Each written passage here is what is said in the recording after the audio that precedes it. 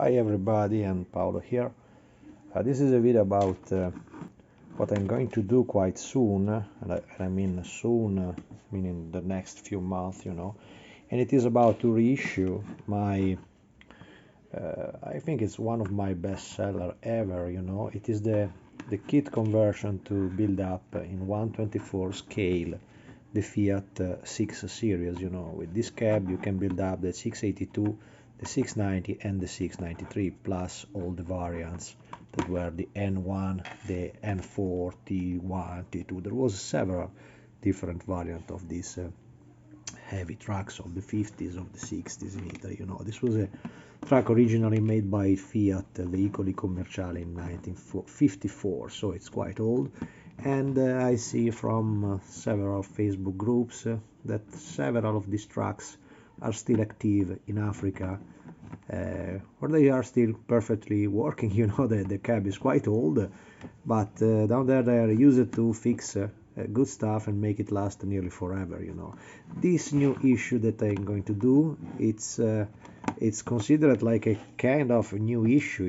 It's not really a new model, but it's just the last improvement that I did over my cab.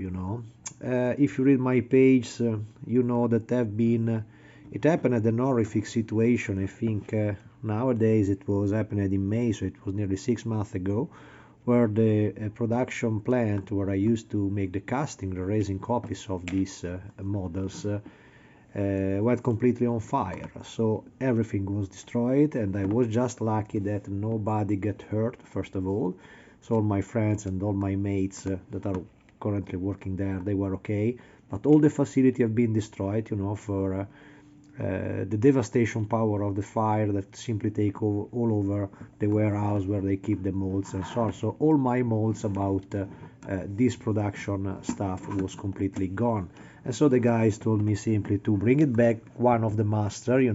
I made nowadays I think 3 master of the Fiat Buffo, the Chinese 6 cab, this cab. And I think this is the last one that I made. This was the last copy that was unsold, because in the beginning this was a copy that it was meant to be saved by myself, because I wanted to build it up starting soon. I was thinking a Fiat 690, 690T. It was the one with the double steering on the front axle and one rear wheel. Even in the T configuration, the T on the Fiat names was for tractor, so it means that it was a kind of a truck that we are used to see like today, the cab and the trailer, not the cab and the trailer connected to a single truck, not an ordinary lorry. And they had to wait, because this was the last evolution that I was starting really to make it by myself. I didn't sell it because there was it was really the last one that I had saved for myself, and thanks God I did, because this is already done and already fixed for the production plant. Being the last copy of my last production, you can see that, for example, the roof lines are, in my opinion, are the best that I ever made.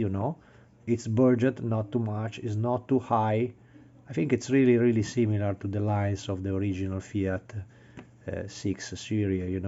I made it thinner, the frame, and the previous edition had a kind of support, a kind of cornice inside the frame that must be removed or meant to be a sustaining part for the transparent over there.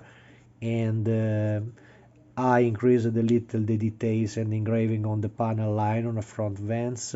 I was thinking to place the bars, in front of the main shield here, but then I was guessing that probably that idea was not the best, because anyway, going to a resin production, the bars made in plastic could be easily molded in a bad condition. So it's much more easy that if you want to build up that other variant, that of this front nose there was 2 different variants. The first one, it was the one that also I made in my first green 682. It was just opened like it is here, with a a simple mesh over covering the radiator, and the second one was featuring, I think, something like 8 or 9 metal bars that were crossing down like a cage, you know, in front of this. If you check picture, you understand completely what I mean. And I made a Fiat 690 for a customer that wanted in that version, so I made it already on a previous Fiat 690, you know, that is no longer in my possession. So I wanted to do something like that also here, but then I was thinking if it have to go to the production plant, probably that detail will not come outside as clean as I wanted, you know. This is already the last version of the cab with this little small detail over here. You see this and that. It was probably some metal fixing stuff to the plate of the nose of the truck, and for the rest is basically the same identical cab that you had bought, I think nowadays since 10 years, you know. I think it's more or less, yeah, if not more, 10 years that this stuff is in production. You know, I started with the first version that was the gray cab. It was made in that American resin. I think it was I don't remember it. It is the one used for figures, you know. It was a little bit softer, and the main difference was on the rear part that she had a different position from the rear windows, and all these plates were different. They had a sort of different part and detail for the back of the cab, because that was the very first edition that Fiat made on the first mold of their Fiat 6 Series Mustaccio. And this is instead the second and the last one, that was the most common one, simple in my opinion, much more simple, you know, just 3 main bars here, and 2 windshield a little more nearer than the previous one. In the other one, this windshield was a little more outside on the back side of the cab. And that's it. I engraved a little the panel line. Consider that this is the door panel line, while this is just a mold panel line, so it should neither be so engraved, but that's not a big issue. I think with a little sand and a little filler you can make it a little smoother. And this is the upper part. Yeah, of course I added this little Fiat Veicoli Industriali logo over there. This is just a part molded with a photo etched over the original mold of the original master that I saved of this cab. I said before that I think I had 3 of this one, or not, maybe 2, because maybe the very first master was the one that I used, because I could not wait to have a copy in my hands, so I probably used the first one for the green truck, for the green Fiat 682 that you have seen probably worldwide right now, you know.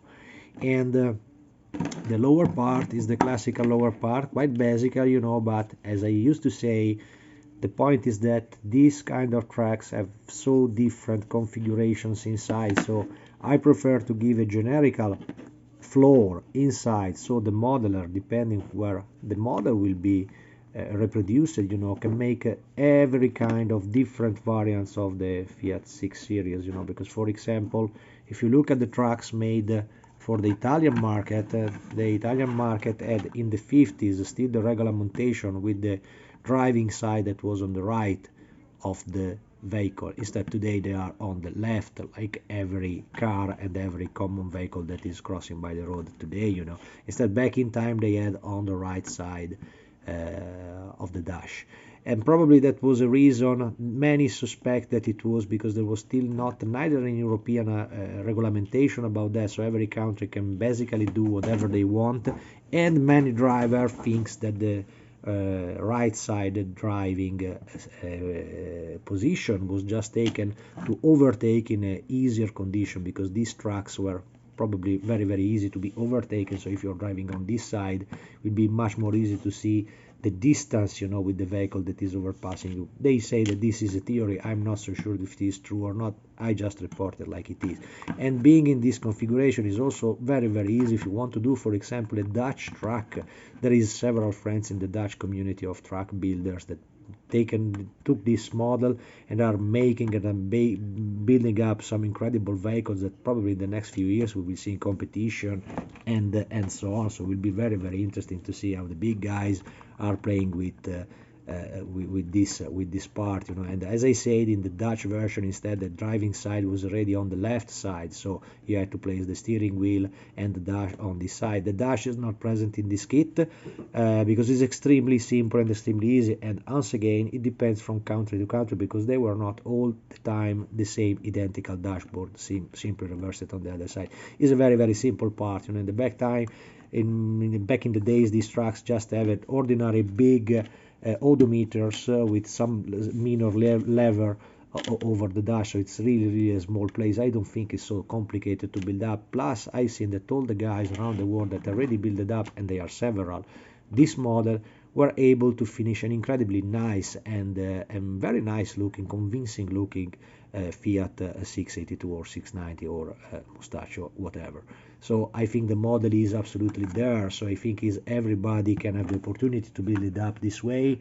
You know, it's also this idea to give just the possibility to have this and these parts very simple. It's basically, as I always say, it is not a real kit, it is a conversion kit, so it's all the rest have to be made by the modelers. Right now, as you know, I also produced the wheels.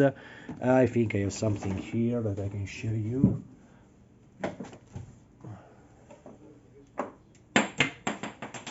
Yeah, this is the sound of the wheels.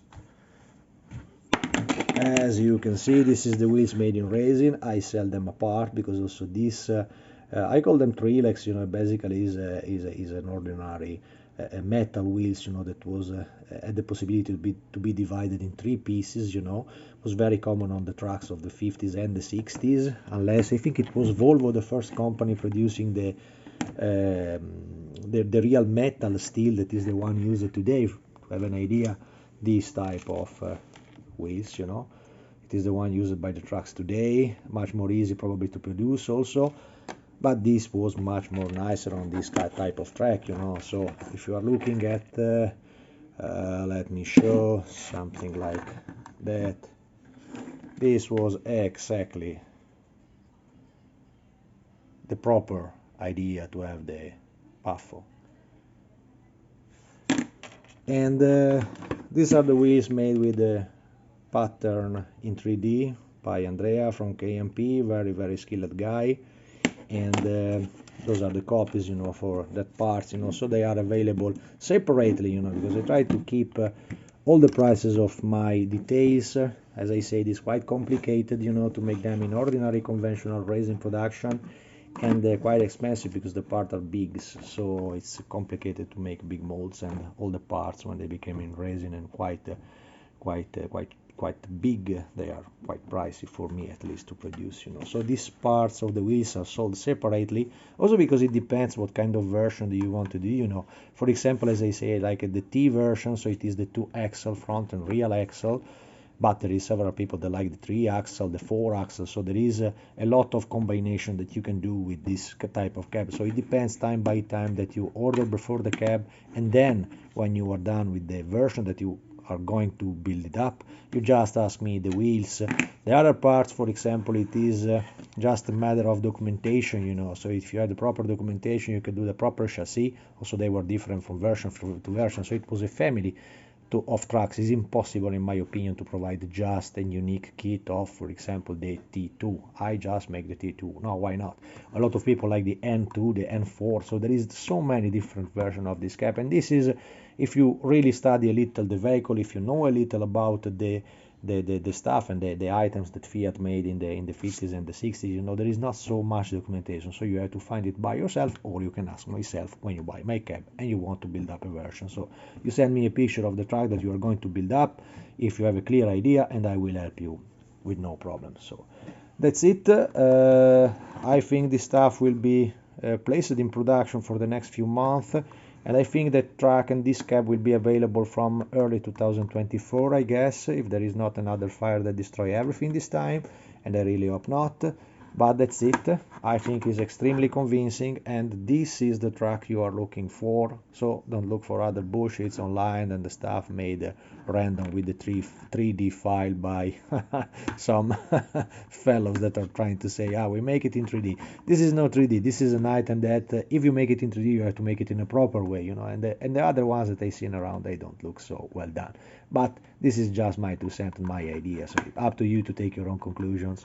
That's it. Thanks for watching and see you in the next.